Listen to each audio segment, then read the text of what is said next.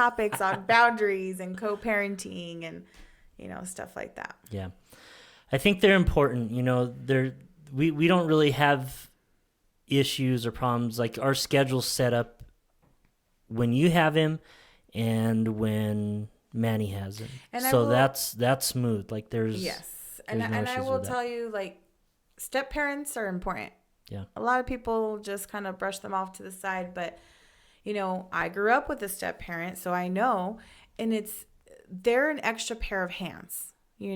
Sometimes it's easier to talk to a step parent than your biological parent because it's a different dynamic. It's a different relationship. Mm-hmm. Like, I'm going to be a lot harder on him than you are on him. Yeah. So he might want to go to you about something, and then maybe you'll come and bring it to me, and then I'll have a chance to digest it and internalize it and calm down before I actually talk to him.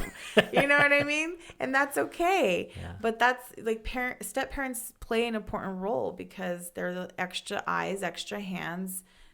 Sometimes they see things that the parents don't see. I don't know. Yeah. Yeah. That's from my experience growing up with a step parent. And no, it's true. That's true. One of the things that I had in my notes that I had got was step parents should be treated with absolute respect by both their spouse and children, regardless of how the children or ex-spouse feels about them, which mm-hmm. we do well. I mean, we don't have issues with that at all, so that's mm-hmm. not anything that's.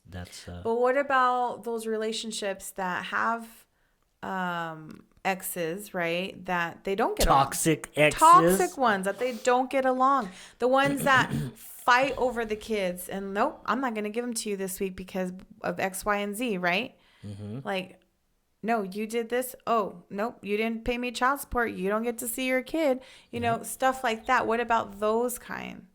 That, to me, for one, is unhealthy for your children. Yeah. Because your children's safety, your children's mental health, your children's well-being, their emotional health, all of that should take priority, and regardless of how you feel about your ex. Yeah. Right? One of the things that I was told a long time ago is when I was going through my divorce. I had already been divorced from Christian's mom. I was fighting to try to see them. Had a hard time getting to have them be part of my lives. Every time we would get things moving, we'd go see a counselor. I would talk to the therapist. They would talk to the therapist, and it would get ready for us to, we're going to bring in the kids next week. You're going to get to talk to them and see them, and we're going to go and have some discussions. Canceled. Mm-hmm. They would never show up again.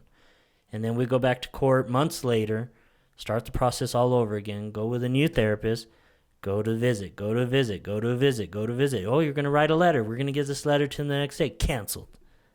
Would stop for another 6-7 months and then go through the whole process again. So there was a lot of